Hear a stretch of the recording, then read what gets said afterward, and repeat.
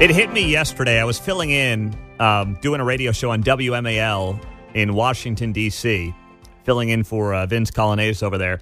And I was talking about this very topic, how yesterday it was 17 days since Kamala Harris had been anointed by Joe Biden as the Democratic nominee, and she had not answered a single question from the media.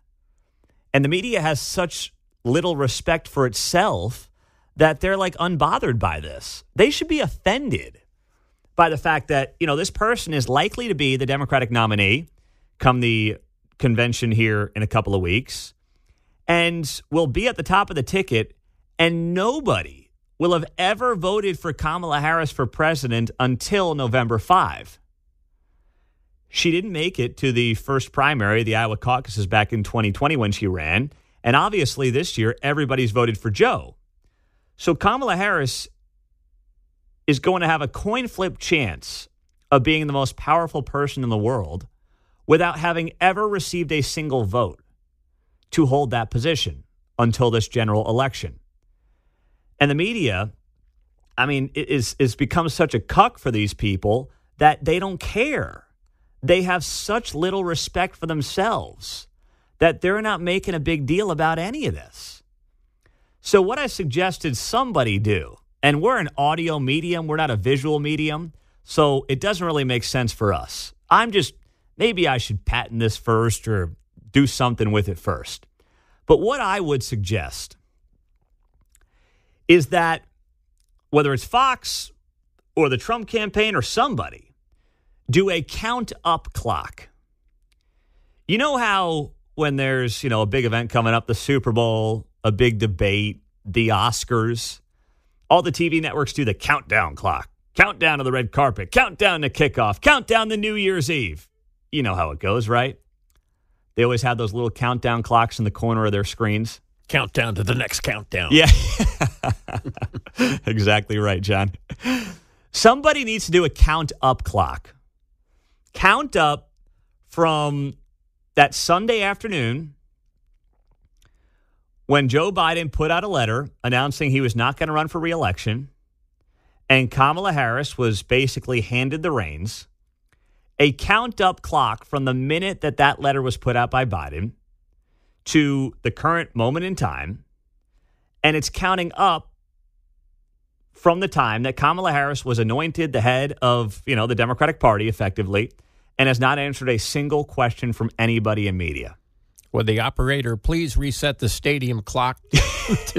Right? You could figure out what it is and start it from there and go. Right? Yeah, exactly. Yep, right? I mean, whatever it is, 18 days, 7 hours, 23 minutes, and 42 seconds. I'm just making it up. But, that's what somebody should do. It would be a very effective visual. Because at some point, the swing voter, I'm not expecting diehard Democratic voters to care about this. But, at some point, the swing voter who decides the election has got to be saying to themselves, you know what, this is not only insulting to the media, which who really cares about them, they're just really an arm to get to us. It's insulting to us, the voter, that she does not want to answer a single question. At some point, you as a voter, I believe, should be insulted by the way they're running this thing. They don't want to talk to you. Well, certainly when they tell me how many days Trump's been golfing, they're keeping track of the minutia. Trust me, yeah. Right? They love, and it's funny, they love to talk about Trump's golf days, but then Biden's days at his Rehoboth Beach mansion seem to never get as much attention. But, I'll leave that aside for now. Well, they could apply one of their grand stats like, we could have gone to the moon 3 times and back since... Right. John Kerry could have flown his private jet 3 times around the world. Exactly. With 700 cases of mustard for ketchup from his wife, who's a Heinz. Oh, my goodness. You got to be kidding me. So someone can take my idea, give me a little credit on the backside, and I'll be more than happy with that. In the meantime, speaking of, the VP picks, Tim Walz is not even 48 hours to being a known commodity. And, man, this guy's getting hit left and right. I mean, if you're a Trump fan, you should like this pick. It was a much better pick for Trump than Josh Shapiro, the governor of Pennsylvania. So now, I'm not somebody who has ever served in the military or fought in combat. So this question that I have is really only for those of you who did serve. And I want to know your opinion on Tim Walz refusing to lead his men and women when they were sent to Iraq. and then claiming that he used weapons in combat when he did not. So this is now just one of the many controversial things that have come out of this guy, Tim Walz, in the last 48 hours.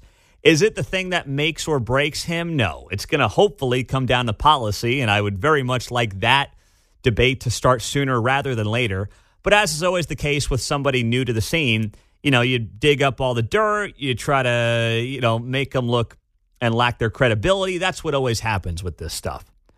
So Tim Walz falsely claimed he carried weapons in war in a resurfaced clip. J.D. Vance is blasting him for this. Of course, J.D. served as a Marine. As another example of the Minnesota governor using stolen valor.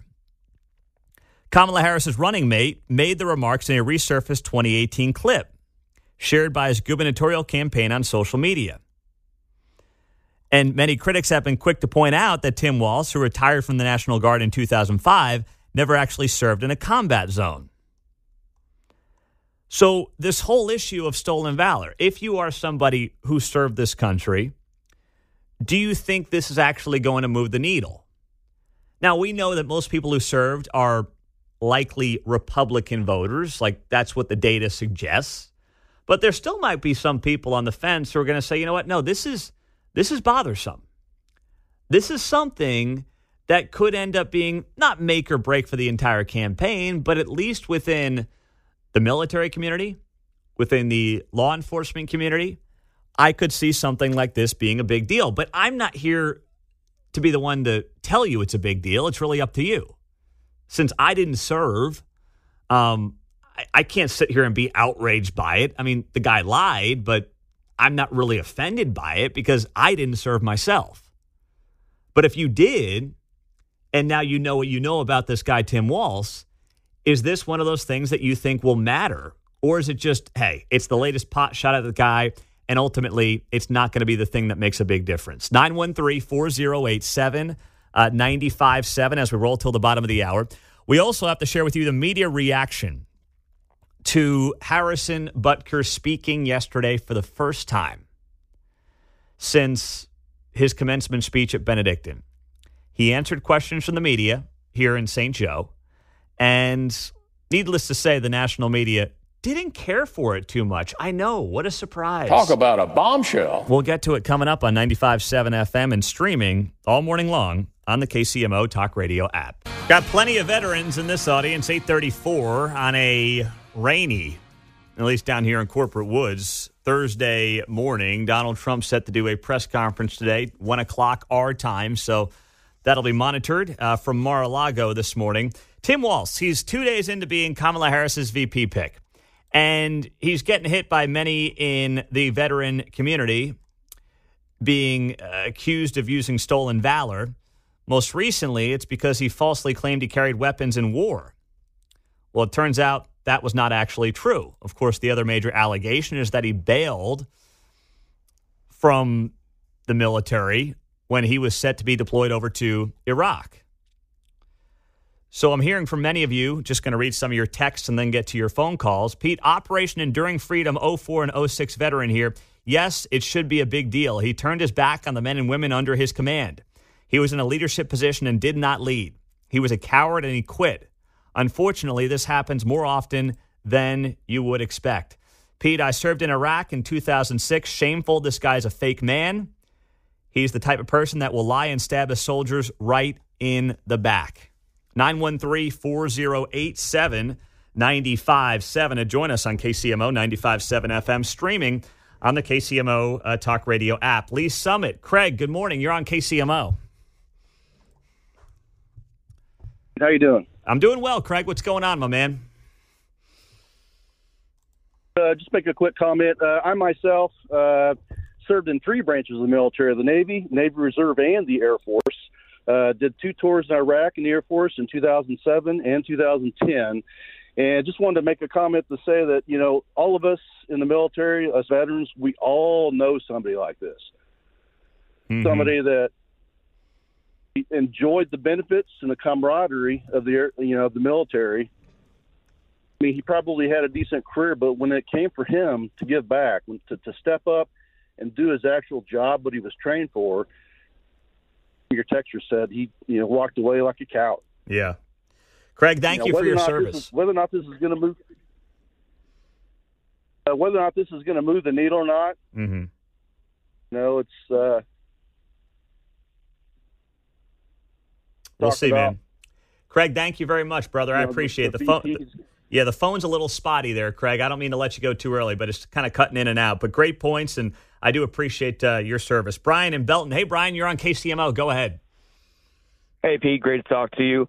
So I am a retired United States Marine. I retired in 2016, deployed to Afghanistan, and I deployed to Iraq. So the biggest of these two, with him saying he deployed and then him getting out early before deploying, of those two, the worst is him saying he deployed. So that absolutely is stolen valor, especially if he's trying to get something of value from it. So if I'm saying I deployed in order to, get voted on, then absolutely, to me, that's a crime. I think from our side on the argument on the first one about him getting out early, I think we need to be careful about arguing that one until we get all the dates right. Because as when I retired from the military, I didn't just say one day, hey, I'm going to up and quit. Bye. See you guys. Not coming back in tomorrow. There's a lot of paperwork involved with something like that. You have to submit for it, get approved for it, and that could take months. But you also don't find out you're going to deploy, just suddenly. Right? There's paperwork involved with that too. So depending on how that overlap played out, he may very well have just signed all the paperwork to get out and just happened to get out.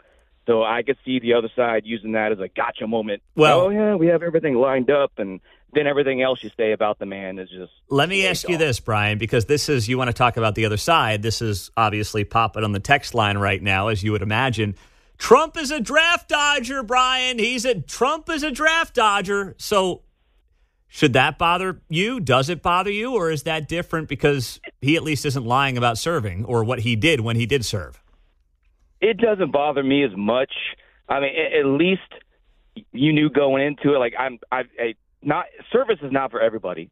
It is not. It's one thing to avoid going in the service because I would rather you as a service member in wartime. I would rather have somebody there with me that wanted to be there versus somebody who was forced to be there that's not going to have my back. So at least if you're honest with yourself and know the service is not for you, I'm not going to hate you for that. But to actually be in it, have a lot of people depend on you, especially as a leader, and then if you ended up just bailing on them, someone we thought we could trust, and then you just disappear. I mean, what are you going to do if, God forbid, Kamala ends up something happened to her, and now all of a sudden you're my commander-in-chief, and I knowing that you've bailed on people before, and now I have to depend on you as a commander-in-chief, what are you going to do? Yeah. Right? That's a fair You've already question. let your city burn to the ground. Are you just going to do that as a commander-in-chief too? Let the country burn to the ground? There's a lot about this man I don't like. So Brian, to me, that's way worse. Thank you, man, and appreciate your service as well. I appreciate that. Thanks. Let's go to Rick. He's in Leavenworth. Rick, you're on KCMO. Good morning. Yes. Hey, good morning. So I'm a combat vet. I'm an infantryman. I spent 30 months in the Middle East, Desert Storm, Somalia, Afghanistan.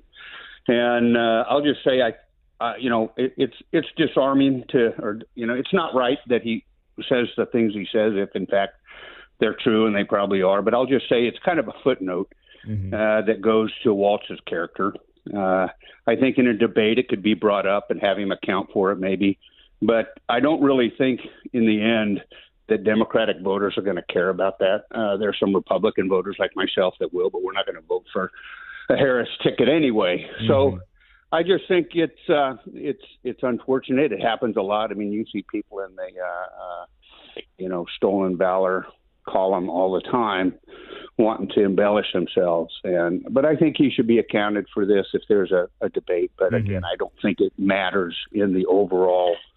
The average Democratic voter will probably just gloss over it. Yeah, no, they won't care. And thank you for the service too, Rick. They will not care. You're right. I mean, J.D. Vance bringing it up in a debate as a Marine himself may be effective. Is it going to be the thing that decides any election? No, but I don't think it's meaningless. I mean, it should be talked about.